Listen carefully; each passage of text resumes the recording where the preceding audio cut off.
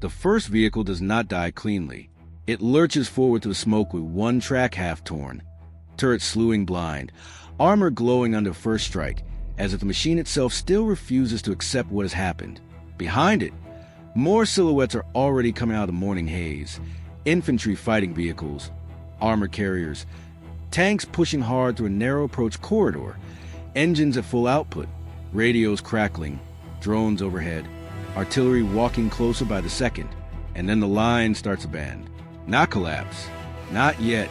But in this plausible reconstruction of a battlefield breakthrough attempt, that moment is where everything becomes dangerous. Because when Russian armored vehicles drive straight at a defensive seam, they are not just testing one trench. They are probing for depth, for timing, for weakness in command and fire control. If they punch through the first belt, the next targets are not symbolic. They are roads, resupply nodes, drone teams, gun lines, the fragile geometry holding an entire sector together. The objective was simple in theory and brutal in execution. Hit Ukrainian frontage hard enough to crack local cohesion, force defenders to reveal reserves, then widen the breach before artillery response and drone correction could seal it. Armor in front, infantry tucked behind, electronic warfare pressing the airspace, fire support falling in strips to isolate the position from neighboring units. A textbook shock action. Fast enough to overload decision-making, violent enough to create panic, narrow enough to concentrate force. It looked like the opening move of a breakthrough. But the ground ahead was not empty, and the defenders on that line were not waiting passively to be hit. They had already read the terrain the way experienced battlefield crews do. The shallow depression that funneled vehicles into a predictable lane. The tree line that concealed observation teams. The damaged culvert that forced heavy armor to bunch before crossing. The slight rise beyond the road that offered attacking crews the illusion of cover right before exposing their hulls to anti-armor fire. This was not a smooth front. It was a trap assembled out of meters, timing, and discipline. At roughly 5:20, the first Russian elements likely began their push under cover of preparatory artillery. Not full saturation. Not enough to erase the position. Just enough to pin heads down and break the defenders' rhythm. Recon drones were probably already in the sky, hunting muzzle flashes, checking whether Ukrainian guns had displaced, watching for movement around reserve trenches and rear roads. The attacking force appears, by likely operational logic, to have relied on a combined package. Armored spearheads, motorized infantry, tube artillery, loitering drones, and jamming support intended to degrade Ukrainian drone feed and short-range coordination. The plan made sense, yet the defenders reacted slowly. Instead, the response came hard and layered. First, not from the main trench line, but from the four observers and drone crews behind it. They did not try to kill everything at once. They tried to shape the column. A strike on the lead vehicle, harassing fire near the rear, pressure on the flanks. The purpose was not immediate destruction. It was compression. Make the convoy narrow. Make it hesitate. Make every following driver choose between halting in place under observation or driving into a corridor that was already being measured for death. Then the second layer opened. Mortars first. Quick. Corrected fast. Not heavy enough to stop armor, but enough to disorganize the infantry screening it. Then anti-tank teams, firing from offset angles instead of directly from the front. That matters. A frontal hit alarms a column. A diagonal hit confuses it. Crews start scanning the wrong sectors. Commanders lose certainty about where the real kill zone begins. And then the line hit back with artillery. Not everywhere. Precisely where the attackers needed freedom to maneuver. This is the part many battlefield summaries miss. Armored thrusts do not survive on steel alone. They survive on tempo. As long as vehicles keep moving, keep spacing, keep pushing infantry through gaps, they impose their plan on the defender. The moment that tempo breaks, every meter becomes expensive. Every stalled track becomes an obstacle. Every burning hull becomes both cover and warning. In a narrow lane under drone observation, dead armor does not just reduce strength. It physically rewrites the battlefield. By 5:40, the attack had likely entered its second phase, force commitment. The initial punch had not broken the line, so more vehicles had to be pushed in to maintain pressure. This is where commanders face a brutal choice. pause and regroup, and the defender stabilizes. Continue feeding the assault, and the corridor becomes crowded under fire. Russian doctrine has often favored persistence at the point of contact once momentum is invested, especially if there is a belief that the defensive line is close to cracking. That belief can kill an entire battalion-sized effort. Ukrainian defenders, in this scenario, appear to have played for exactly that. They did not reveal everything early. They let the pressure build, let the attackers think local suppression was working, let armored vehicles get close enough to commit fully. Only then did additional fires begin to arrive, guided by aerial reconnaissance, adjusted in near real time, and layered across likely dismount points and fallback lanes. The battle turned from an advance into a compression chamber. Vehicles tried to push around damaged hulls and drove into pre-registered zones. Infantry dismounted too early and got caught between incoming rounds and open ground. Smoke went up, but smoke under modern drone observation is no guarantee of concealment. It can just as easily mark confusion. The attacking formation still had weight, still had guns, still had the ability to batter local positions. But now it was losing the one thing breakthrough attempts cannot lose: clarity. And then the line broke. Not the Ukrainian line, the assault line, around the midpoint of the action.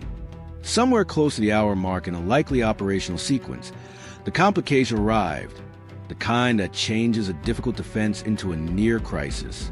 Russian forces appear to have open pressure on a second angle, not a full second breakthrough operation, but enough of a flank threat to stretch the defender geometry.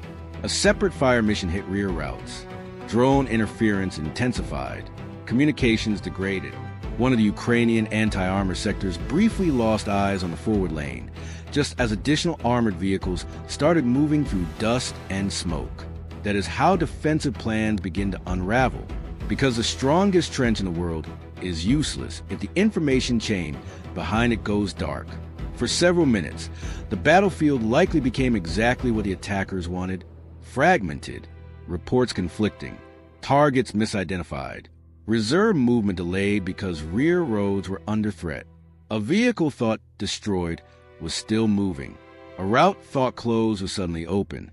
And on that opening, Russian armor surged again. This was the most dangerous moment.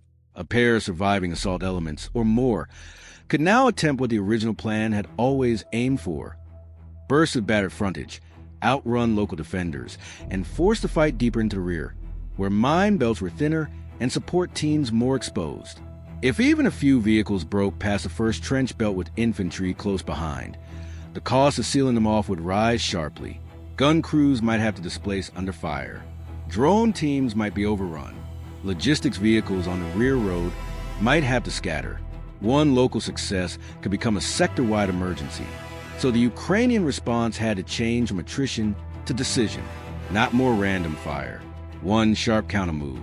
The decisive action in this reconstruction is not a cinematic charge for its own sake. It is a kill chain assembled under pressure.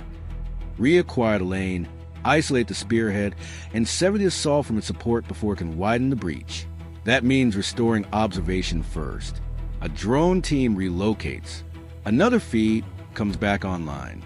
A command node rebuilds the picture. The surviving attacking vehicles are mapped not as individual threats, but as a formation with dependency. Lead armor, following carriers, artillery behind, rear route feeding the whole thing. Hit the dependency, not just the hulls. At approximately the moment the attackers try to force their deepest push, Ukrainian artillery and drone-guided fires appear to have shifted from the front vehicles to the corridor behind them. This is crucial. Destroying the spearhead matters. Cutting it off matters more. A column that cannot be reinforced, extracted, or resupplied becomes a packet of steel trapped ahead of its own support. Anti-tank teams then engage the forward vehicles, while indirect fire collapses the lane behind. Mines, craters, disabled armor, and accurate shelling do the rest. Suddenly the breakthrough force is no longer a fist. It is a hand with broken fingers. Then came the close violence. Dismounted infantry, trying to clear trenches, met defenders who had not abandoned the line. Reserve elements, likely held back for exactly this moment, were committed not across the entire frontage, but into the threatened seam. Small groups, hard movement, direct fire from prepared secondary positions, machine guns cutting across approach routes, grenade launchers from angles the attackers had not suppressed, every meter contested. Every attempt to consolidate answered immediately. The surviving Russian vehicles now faced the worst battlefield condition any armored crew can meet. Forward under fire, flanks uncertain, rear blocked, sky hostile. In that condition, the vehicle is no longer advancing the mission. It is merely trying not to die where it stands. One tank turns to withdraw and exposes weaker armor to a waiting team. Another tries to power through debris and throws a track. An infantry carrier burns so intensely that it becomes a landmark for every gun on the line. This is a reversal point, the moment when a breakthrough attempt stops being an offensive action and becomes a casualty event. By the latter stage of the engagement, what had begun as a coordinated armored push was likely reduced to fragments. Damaged vehicles, scattered infantry, disrupted communications, artillery firing more to cover retreat than enable advance. The defenders were not chasing recklessly. They were sealing, striking, and reclaiming control of the lane. That distinction matters. Good defense under pressure does not dissolve into revenge. It restores geometry, reopens command space, reestablishes who controls the approach corridor and who dies inside it. When the firing finally dropped from a roar to separate impacts and engine bursts, the battlefield told its own story. Disabled armor on the route, blackened tracks scored into the road, torn tree lines, craters overlapping old positions, medical evacuation under continued drone threat, survivors dragging themselves into whatever cover still existed, and behind the front, exhausted crews doing what victory on a modern battlefield often looks like. Counting ammunition, moving jammers, checking alternate positions, waiting for the next wave because they know better than to think one failed assault ends a problem. What was saved here, in this likely scenario, was not just a trench. It was the integrity of a sector, a road network that stayed usable, rear teams that were not overrun, gun lines that remained in the fight, a breach that never matured into exploitation. What was lost, even in successful defense, was time, ammunition, men, and the illusion that any line once built can simply hold itself. And what was delayed may matter most of all, because the lesson is not that armored assaults are obsolete. It is that unsupported, predictable, compressed armored assaults into layered, drone-enabled defenses are now invitations to catastrophe. Yet every army watching this war is also learning. Attackers adapt, routes change, jamming improves, recon becomes faster, fire coordination tightens. The next breakthrough attempt may come with better deception, deeper electronic suppression, more synchronized drones, cleaner logistics, and less warning. That is the strategic warning hanging over this kind of battle. One failed push does not end the threat. It refines it, and somewhere along another battered tree line, before dawn, engines will spool up again. Commanders will study another weak point. Drones will rise. Artillery will bracket roads. Armor will try once more to force open a seam in the dark. The next time, the line may bend farther. And if the defenders are slower by even a few minutes, if the kill zone forms too late, if the reserve hesitates, if one corridor stays open just long enough, then what happened here as a failed breakthrough could become something much worse. A breakthrough that does not stop at the trench line, but rolls straight into the rear and changes the map before anyone can close it.